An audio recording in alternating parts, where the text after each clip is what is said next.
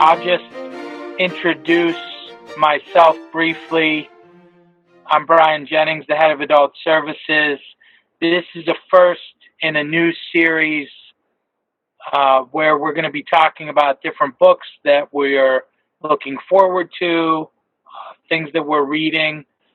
We thought this would be a good way to give some of the readers advisory services that we're used to giving at the reference desk, and some people are perhaps not as comfortable coming into the library, and really we don't have as much time. It's not as easy if you have been in the library and seen the setup at the desk. So today I have with me Nancy Moskowitz. And Nancy, do you want to just introduce yourself and tell folks what books you buy for the library? Yes. As Brian said, I'm Nancy Moskowitz. I'm an adult services librarian. In fact, I've been here for 29 years. It's astonishing. So anyway, we were talking about the books that we buy for the library, and it's a very awesome responsibility. So I do take a lot of time when I'm doing it. I want to make sure that every book will be successful. So to that end, I want to talk about what we're expecting this fall.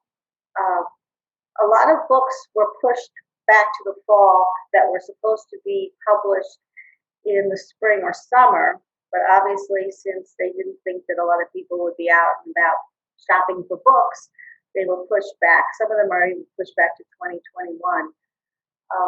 Another problem we've been having with eagerly awaiting these books is they're not coming in as quickly as we would like. There's problems. The publishers are working very hard to get these books out, and there's been some log jams with that, also with our vendor. So I think they're not getting the books from the publisher. So some of the books I mentioned actually were supposed to come out on September 1st. Some are here, some are not. In any case, if there's anything that you see that looks interesting, you can always go to our catalog and put it on hold. Even if we don't have the book here, you could still do that. So let's get started with the first book. This book, When No One Is Watching by Alyssa Cole, really sounds interesting. The author has written many books before, but they've all been romance. This is not a romance. It's been described as Rear Window meets Get Out. And what it is a young woman who's grown up in a Brooklyn neighborhood her whole life, and she's starting to get very disturbed by the amount of gentrification that's taking place. She's seeing that people she knows, her neighbors, stores, businesses, they're all disappearing. And she's getting very upset by this. But there's a sinister meaning behind all of this, and that's what she discovers.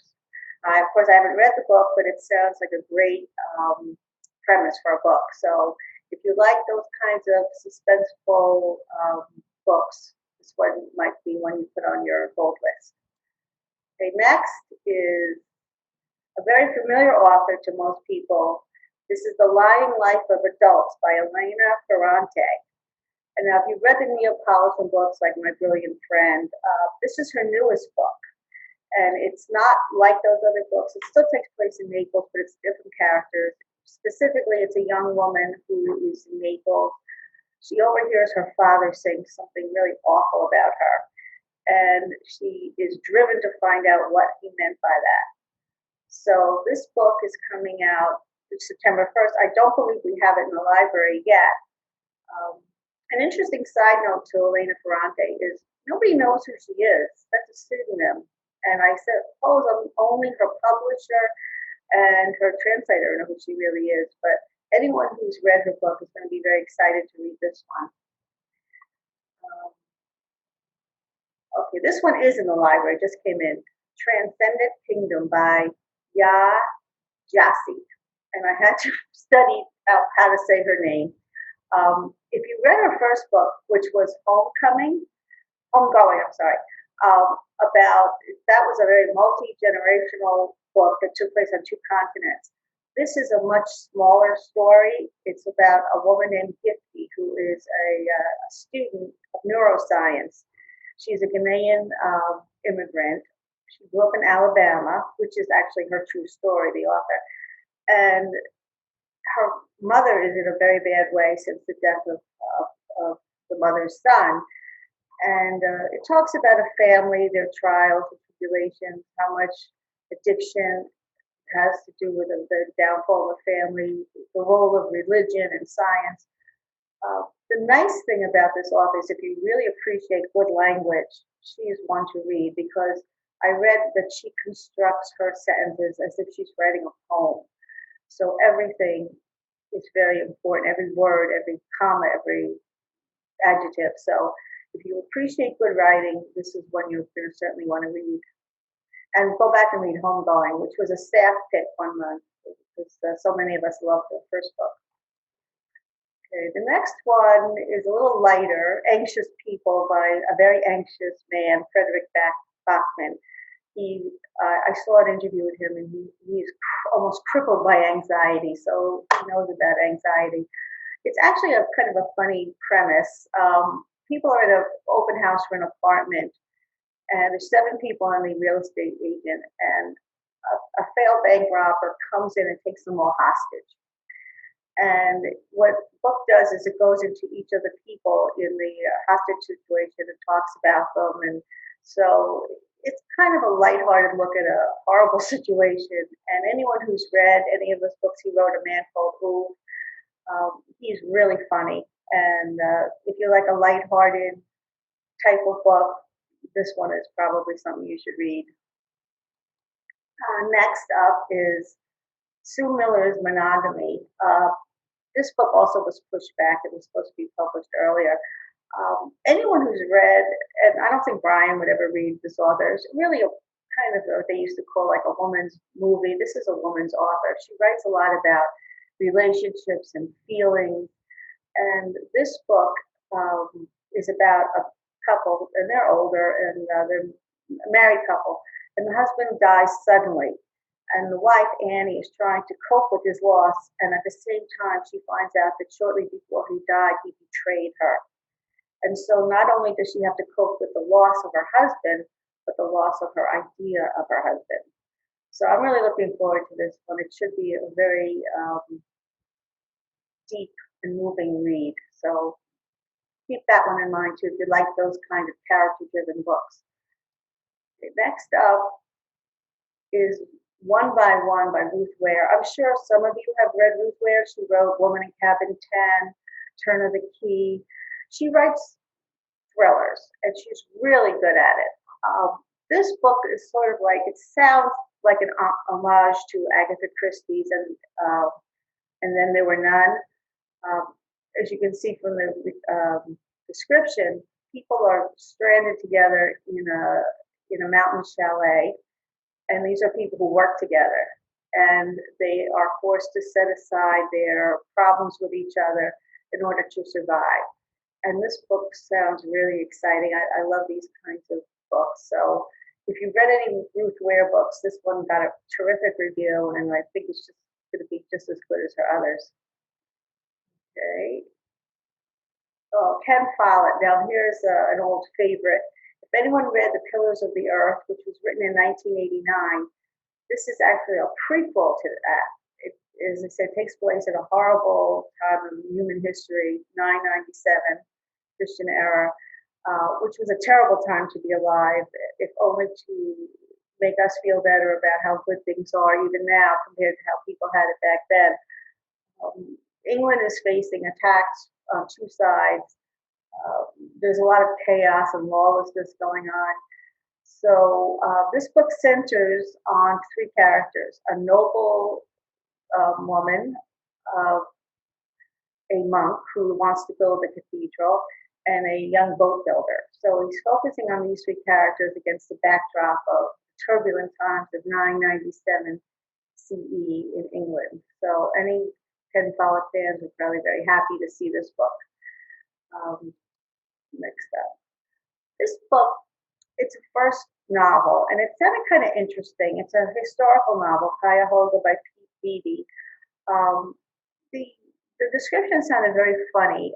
It's kind of like a folk hero type, a kind of Paul Bunyan-esque Johnny Appleseed type character. He's in love with this woman who won't marry him because she doesn't think he's a good provider. So he decides he wants to get involved in this endeavor to build a bridge from Columbus across the Ohio River to this little town. And while he's trying to do this, there's a lot of madcap adventures, as it says, elderly terrorists, steamboat races, wild pigs, and ruined weddings. So I think if you're looking for an escape, going back to a simpler time in our history and a good chuckle, this might be a good one. It's got very good reviews, and it should be a lot of fun. Okay. Next up is another old favorite, Alice Hoffman. If you've read Practical Magic or The Rules of Magic, this is another prequel, and it talks about the source of the story in England. Starts in England with Maria Owens, and has when she moves to Massachusetts, and talks about her as this founder of this line of women. And you don't have to. The good thing about a prequel is you don't have to have read the other ones. You could start from the beginning. So this is something that I think Alice Hoffman fans are going to be really happy about. Oh, okay. The Searcher. I'm a big fan of Tana French. She wrote the Dublin Murder Squad, where she was the same cast of characters, but every book is focuses on a different member of the squad. This is a standalone. As you see here, it's about a retired policeman. He's originally from North Carolina, so he's from a small town, but he's been working in Chicago. And when he retires, he's got nothing to keep him in the United States. So he goes to this little town in Ireland, and he wants to just be left alone. But he befriends this kid actually befriends him and asks him to help find his missing brother. And reluctantly, he gets involved in this. And of course, behind a picturesque retreat, there's a lot of darkness, and that's what he discovers in his search for this young child. All right, now I just have a slide with some titles of very well-known and popular authors and some of the new books that are coming out. I didn't put down James Patterson, Danielle Steele, or Stuart Woods because you don't need to. You know that every few weeks there'll be another one coming out. So that's I didn't put them on there, but believe me, there's plenty of those books coming out. But these are some well-known authors that people are always excited to see their new work. Now here's the section of what we've read, but since Brian didn't give me anything, it's just what I've read. I do prefer books that are character-driven, small books, books that discover the truths of relationships. So this is very much skewed toward, obviously, what I like. And you may not be at all interested in it, but I'm going to give you, for what it's worth, this is what I've read.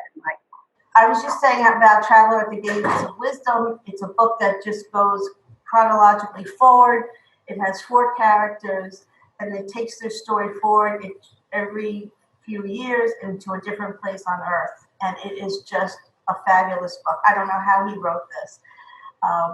And I can't say enough about it. But if you don't want to read this one, if you think it's too odd, read any of his other books. The last one was Ladder to the Sky, Heart's Invisible Furies, The Absolutist. He is a terrific author, and more people should read him. He also wrote Boy with Striped Pajamas, which is a YA book. It was also a movie.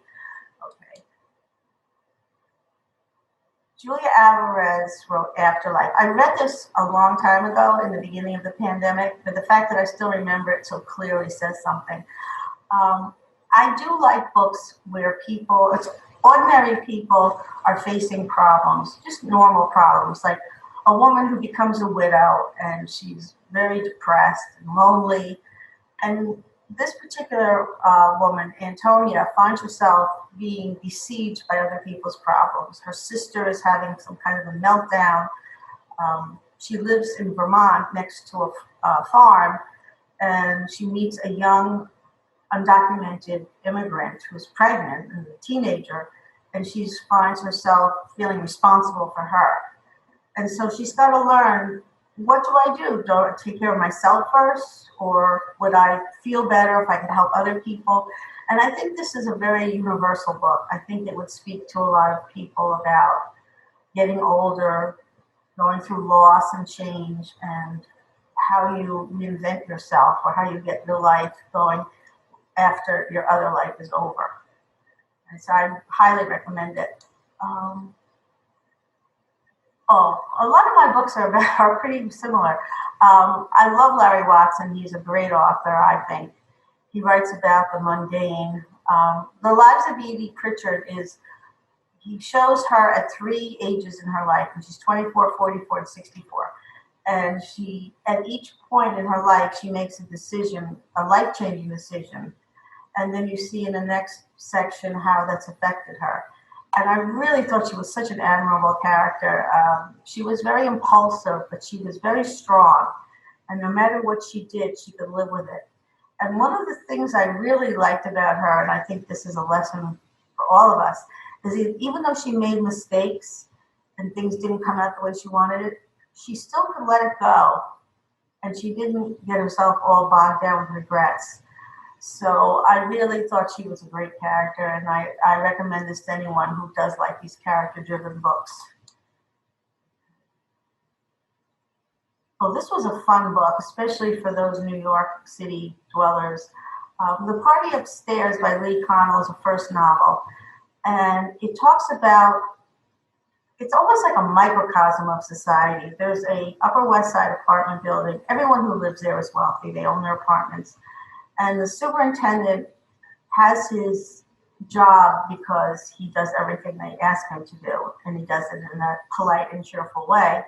Because if he loses his job, he loses his apartment down in the basement. And his daughter has grown up in the building, and she's very friendly with a very wealthy tenant's daughter. And their lives are so different. And I like this book because it explained how the wealthy didn't really understand what it was like not to be wealthy.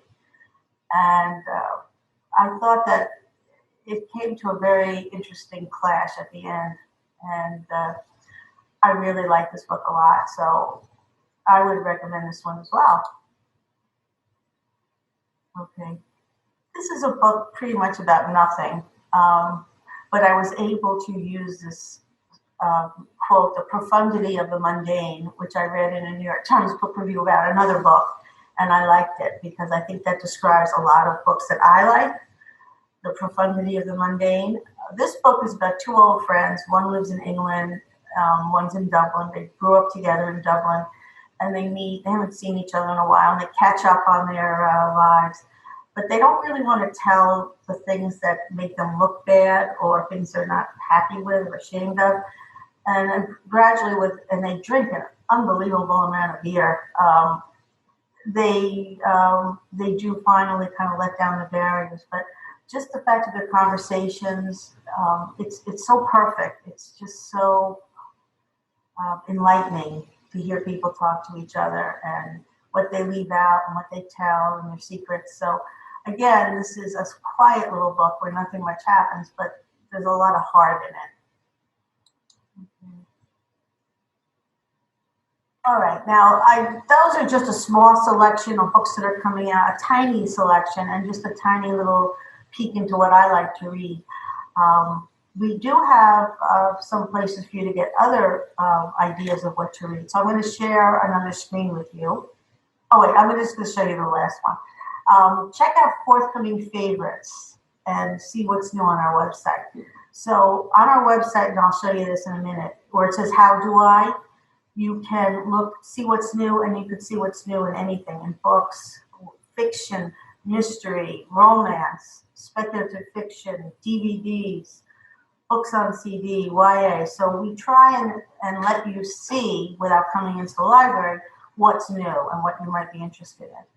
So I'll go over that in a few minutes. And then I also want to mention, we have 2 great sources on our database page for also finding things to read. The first one here, BookBrowse. If you can see, it says the online magazine for book lovers and book clubbers. It's not really a magazine. I don't know why they call it that. but it does have a lot of good suggestions. They're very selective about what they advertise in there or what they promote. They don't have everything. If you want everything, go to Novelist, which is something we've had for a long time. I use this all the time. You can get read-alikes. You can put in some terms, some keywords, and then we'll show you what books would fit that kind of reading. I find a lot of my book discussion books this way. I do investigating mysteries, so a lot of times I will use that.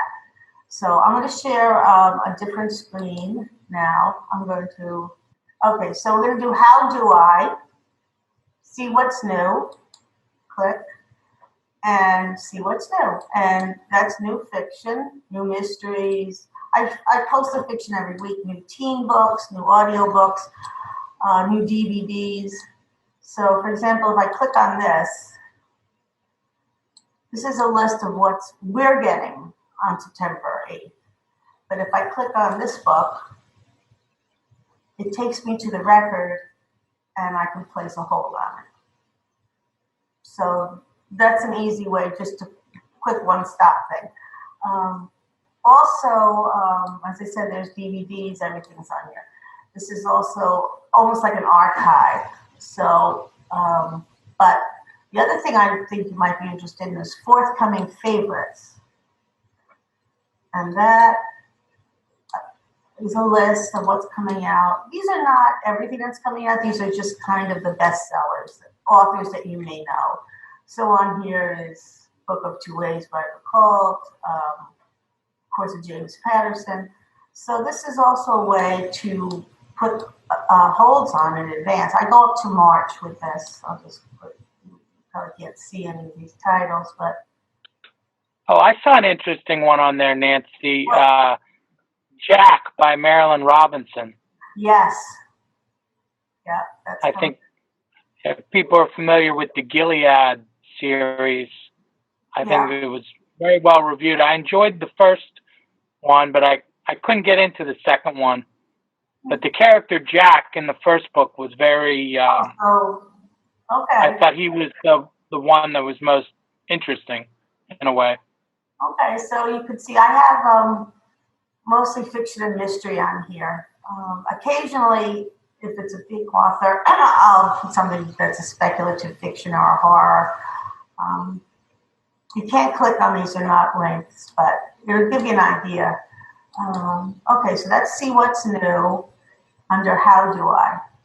Okay, the other thing you might want to look at, there's two databases I mentioned. So if you go to eLibrary, scroll down to Databases and Research, and then click on where it says Literature. First thing you see is Tumble Books. That's not for us. BookBrowse. If you're home, you're going to log in outside of the library. We're not home, so I'm going to log in here. BookBrowse. And you can see how topical this is. This week's topic. Oh, Full of the Stars. I'll have to show you that. That's the book I'm reading right now, and I'm really loving it. I wish I could just read my book and not have to be here, but it's so good.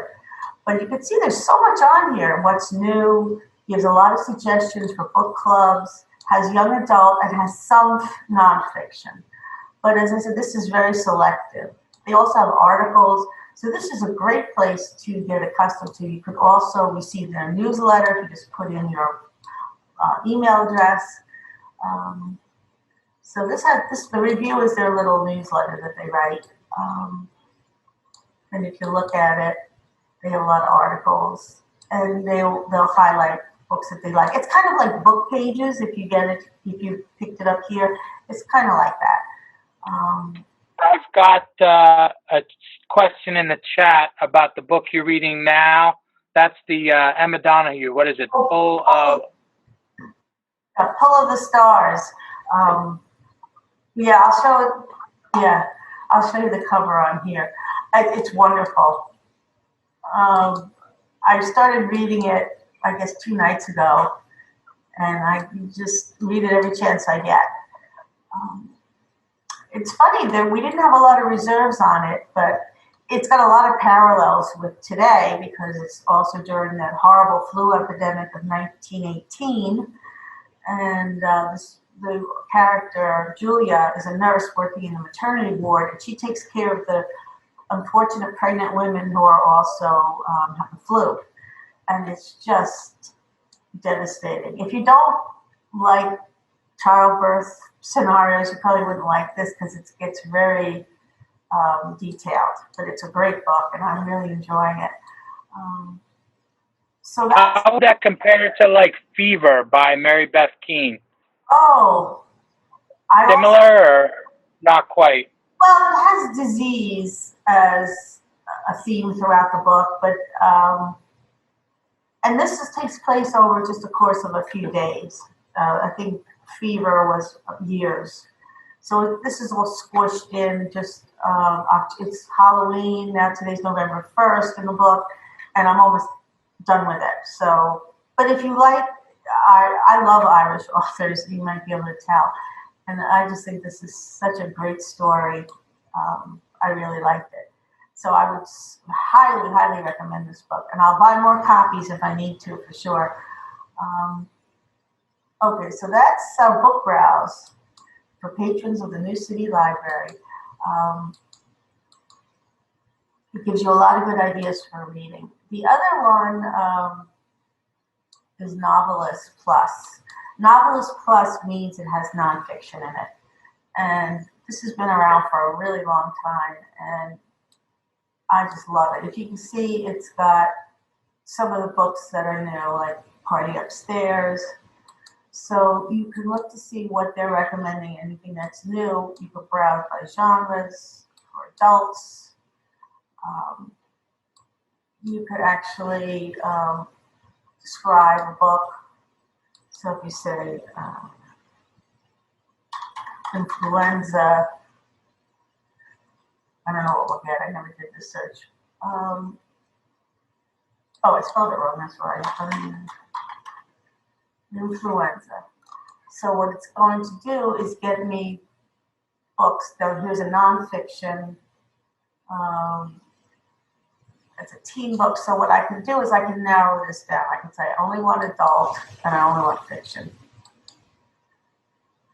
And then I can, and I don't want anything too old. I want something from 1984. Okay, update results. And here I go. And you can sort this by year, but you can see now I have, this is a book I might want to read. I'll click on it, and it gives me reviews. And it gives me what these are called are appeal terms, which tells you, well, it's intricately plotted, fast-paced, atmospheric. So it gives you some ideas. And you say, well, that sounds pretty good. And then it will give you over here on the right some read-alikes. This is a great source, especially if you have a book club, both of them are, and you want to really go beyond the bestseller list and find out what else is out there, because you miss so much if you're just reading the bestsellers. There's other stuff that's such gems, and what they're called mid-list titles. They don't get a lot of publicity. The author probably has a day job, but they're really such important books in their own way, and you should give those a chance. So,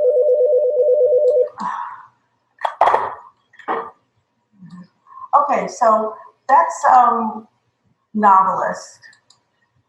We have a couple of others that are literature-based, but they're more for Bloom's literature is more for students. If you happen to be writing a paper about James Joyce, you might want to use that.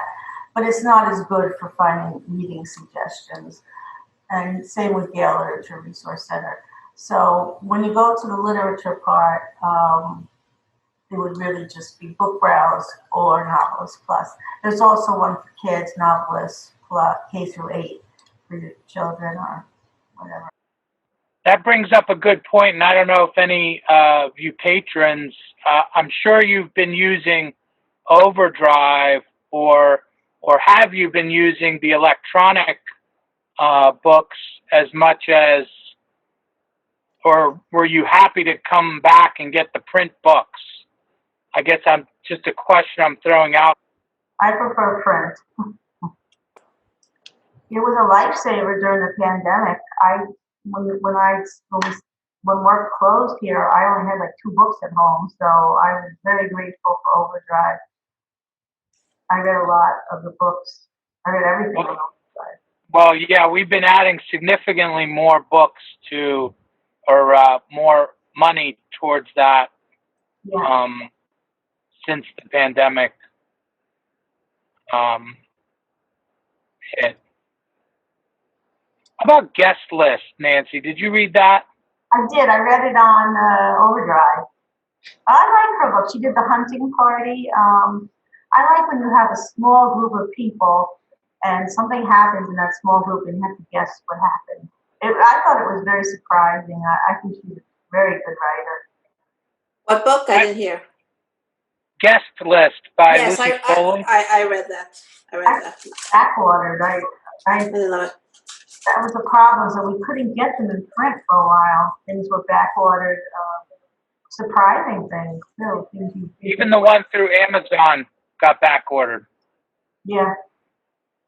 That's the most popular book on our Overdrive. Is Guest List. I know with my book group, I'm only choosing books that we can get on BookBrowse, and then if we get it on Overdrive, Brian makes sure that it's something that we can have a pay per use so that more than one person can read it at the same time. So we can't always do that. Can't always. We try to make them available as much as we can, those book club books. But I'm not assuming everyone can get to a print book. And Interlibrary alone is still pretty shut down for us. We can get some things, but we can't get from all the libraries, which is difficult.